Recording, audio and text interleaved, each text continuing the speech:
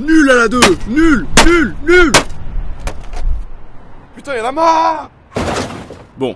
Nous sommes une nouvelle fois, cette année, face à un moment important à propos de notre bon vieux cinéma français. Alors oui, c'est pas ultra pacifique de détruire une télé en introduction de vidéo, mais visiblement ça permet de capter votre attention et de mettre en avant mon nouveau ras-le-bol. Soyons de nouveau sérieux. Vous avez été, à l'instant où je vous parle, plus de 200 000 à visionner ma critique de Taxi 5 en ce début d'année. Cette vidéo a été majoritairement soutenue, et surtout énormément portée par vous-même sur les réseaux sociaux, et je vous en remercie. Aujourd'hui, nous nous retrouvons une nouvelle fois dans une situation similaire, parce que la suite des nouvelles aventures d'Aladin vient tout juste de débarquer dans nos salles de cinéma. Je pense que je peux faire l'impasse sur le premier film qui était une petite merde, disons-le comme ça, qui n'avait rien d'intelligent, qui était loin d'être drôle et qui en plus se permettait de communiquer indirectement de mauvais messages à son jeune public. Un long métrage, pourtant détruit par la critique presse et spectateurs, mais qui a quand même réalisé un score au box-office de quasiment 4,5 millions d'entrées en France, ce qui lui a permis de devenir le plus grand succès français de l'année 2015. C'est trop. Beaucoup trop pour la nullité du film, beaucoup trop pour les messages qu'il pouvait laisser entendre, et beaucoup trop car ce genre de résultat a aussi un impact sur la distribution des films en France, et nous y reviendrons. Passons désormais à Aladdin, et j'en reviens toujours pas que ce film s'appelle comme ça. Je suis Aladdin, prince de Bagdad. Je ne sais pas à quoi nous jouons en France avec ces titres de merde qui me donnent l'impression que l'on nous prend pour des cons dès l'origine du projet. Pour l'anecdote, si vous ne le savez pas, À bras ouverts, qui était aussi une bonne grosse daubasse bien raciste et xénophobe, devait s'appeler S'il vous plaît, avant que ce titre fasse polémique et que le film soit renommé. Je vous jure, niveau conneries dans le cinéma populaire français, on peut vraiment être très con parfois. Et même dans tout ce qui est populaire de toute façon, avec par exemple la nouvelle émission de Cyril Hanouna qui s'appelle Balance ton poste, qui surfe donc sur les témoignages de viol et d'harcèlement sexuel que nous avons vus depuis fin 2017. On est bon les gars, on est même très bon. De toute façon, tout ce petit beau monde est dans le même panier, j'attends déjà d'entendre en boucle pendant des semaines toute l'équipe de TPMP dire qu'Aladdin est la comédie française de l'année, blablabla. Parce que non, Aladdin, sans surprise, est très loin d'être bon. Ce second volet est réalisé cette fois-ci par Lionel Steketty, qui avait travaillé sur Casse Départ et Le Crocodile du Botswana avec Fabrice Eboué et Thomas Njijol, mais avait aussi réalisé cette autre bonne daubasse qui était Les Nouvelles Aventures de Cendrillon en 2017. Donc, le réal de ce film, plus les bases posées dans Les Nouvelles Aventures d'Aladin, ça avait peu de chance de faire des merveilles, on va pas se mentir. Nous retrouvons bien évidemment au casting Kev Adams dans le rôle d'Aladin et de Sam, mais aussi principalement Jamel Debbouze, Eric Judor et Ramzy Bedia. Et c'est nul. Genre très nul. Ce qui m'étonne dans un premier temps, c'est d'avoir voulu donner une suite au premier long métrage tant il s'était fait pourrir par tout le monde. Soit vous tendez le bâton pour vous faire battre, soit vous espérez que les gens puissent être aussi cons que vous le pensez pour les tromper une seconde fois, et donc vous faire encore de la thune. Mais j'espère cette fois-ci que les Français ne vont pas se faire avoir, j'ai envie d'y croire. Et j'ai envie d'y croire parce que depuis Les Nouvelles Aventures d'Aladin, Kev Adams n'a plus la cote au cinéma. Je n'ai rien contre ce gars. En vrai je m'en fous, si ça se trouve le mec est super cool, mais il n'a rien à faire en tant qu'acteur principal dans des films qui coûtent des millions et qui sont calibrés pour faire des millions d'entrées parce qu'il n'est pas bon. C'est comme ça, c'est pas de la haine gratuite, il est mauvais acteur, il est mauvais acteur. Rejoins-moi du côté obscur. C'est où? C'est juste à côté là.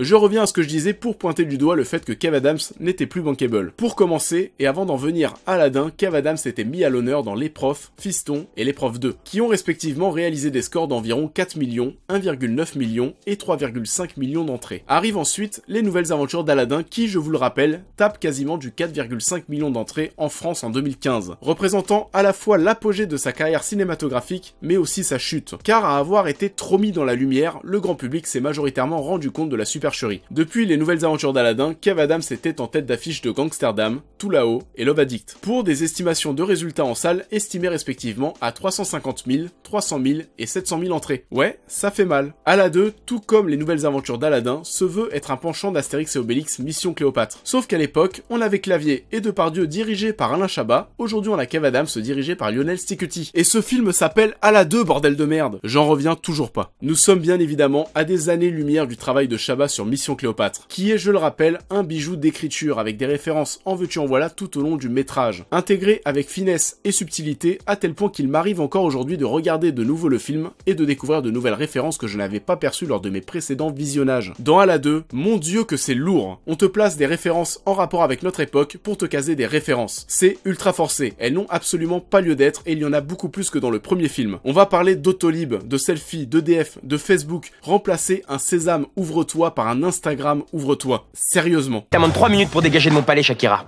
Waka waka, eh.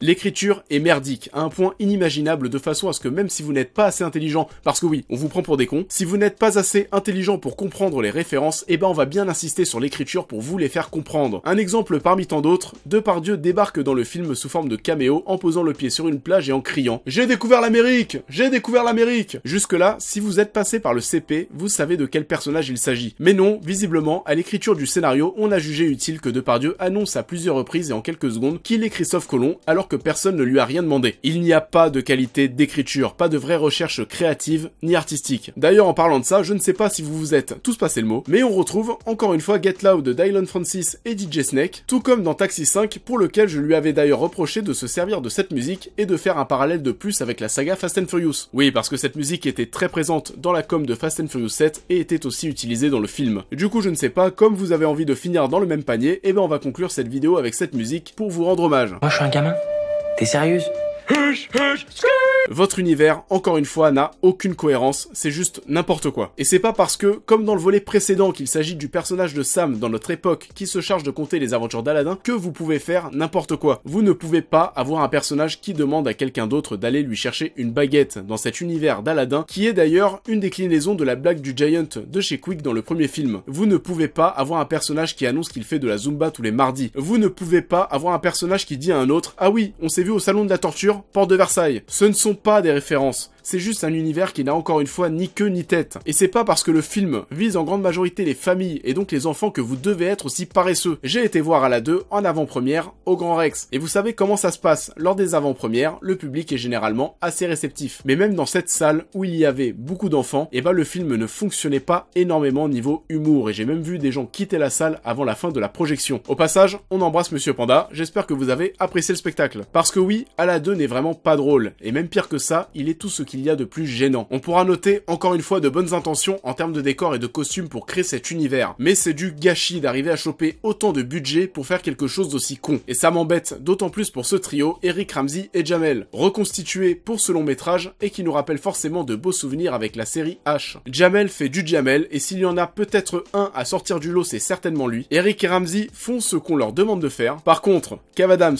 et la belle Vanessa Guide, c'est pas ça du tout. Mais au-delà de tout ça, à la 2 me fait quand même bien moins mal que les nouvelles aventures d'Aladin et que Taxi 5. Parce que je juge le film bien moins dangereux dans ses potentiels messages comparativement aux deux autres métrages. Le film tente d'être moins borderline, même si ça a dû détruire 90% des idées des scénaristes. Ce qui donne cette bouillie de fausses références qui tombent du ciel pendant 1h30. À la 2 me fait moins mal aussi parce que je sens que le film est moins attendu que son prédécesseur. Au point où j'espère qu'il deviendra très vite Osef. Outre le fait que Kev Adams n'est plus aussi bankable qu'en 2015, nous avons aussi été épargnés de cette grande musique commerciale servant à communiquer sur le film, comme cela avait été le cas avec Black M en 2015 ou encore l'Algerino cette année pour Taxi 5. Oyez, oyez, habitants de Bagdad, Aladin arrive, vous n'êtes pas taille. Bandez les yeux à vos femmes, elles vont tomber sous le chien. Prétendant si tu l'es, je te conseille de baisser les armes. Oh. Bon, par contre, j'étais content de me dire que j'allais éviter de me taper du Black M dans la 2, mais surprise, on a Tal qui débarque. C'était beaucoup trop beau, on n'allait pas nous laisser tranquille comme ça, fallait pas rêver. À la 2 ne doit pas être un si gros succès que ça. Désolé pour tous ceux qui ont travaillé dessus, mais ce n'est plus possible et ce genre de cinéma ne le mérite pas. Les nouvelles aventures d'Aladin étaient notre plus gros succès français en 2015. Là où par exemple, en 98, c'était plutôt Le Dîner de Con, Le Fabuleux Destin d'Amélie Poulain en 2001, Astérix et Obélix Mission Cléopâtre en 2002, Les Choristes en 2004, La Môme en 2007, Intouchable en 2011. Et cette année, à la 2 pourrait rejoindre ces trois autres films qui sont à l'heure actuelle nos trois plus grands succès de 2018. Je ne sais pas si ça vous fait quelque chose, mais me dire que nos plus grands succès cette année sont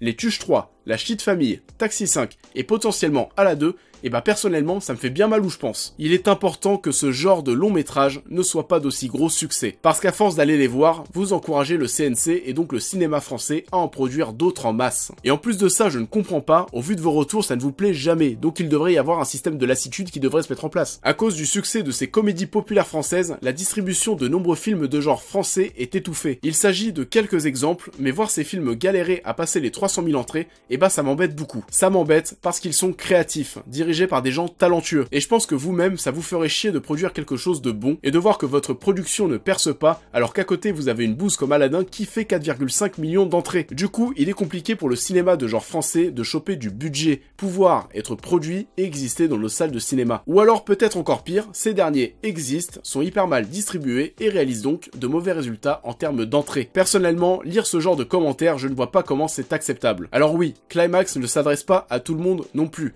mais de là à lire que le cinéma qui diffuse ce film le plus proche de cette personne est à 180 km alors que cette personne habite à Metz, on parle de Metz, on parle pas du fin fond des Yvelines non plus. Et bah c'est mal. C'est mal parce que ça empêche tellement de gens de voir du bon cinéma français, de développer leur culture cinématographique. C'est le résultat du succès de ces comédies populaires françaises qui fonctionnent beaucoup trop en salle. Ça m'agace de conseiller des films au cinéma à certains de mes amis ou à ma petite sœur pour recevoir ce genre de réponse. Alors que par contre, à la 2, on va le retrouver partout, dans 2 ou 3 salles différentes dans les plus gros cinémas et à l'affiche pendant 3 putains de mois. Encore une fois, nous pouvons élever la voix tous ensemble. Comme pour Taxi 5, je vous invite à porter cette vidéo, à la liker et à la partager. Encore une fois, le message est important et ne pensez pas que ça ne servira à rien. Parce que pour tout vous dire, vous avez envoyé tellement haut ma critique de Taxi 5 en ce début d'année qu'un acteur ou une actrice du film est même revenu vers moi pour me dire qu'il ou elle avait vu et apprécié ma vidéo. Et que, chut, ne le répète pas, s'il te plaît. Dites-moi ce que vous avez pensé de ce film en commentaire, vous avez votre mot à dire, donc n'hésitez pas. À la 2 ne doit pas être un si gros succès que ça, parce que ce n'est pas le visage du cinéma français que nous voulons, et parce que nous méritons tous mieux que ça.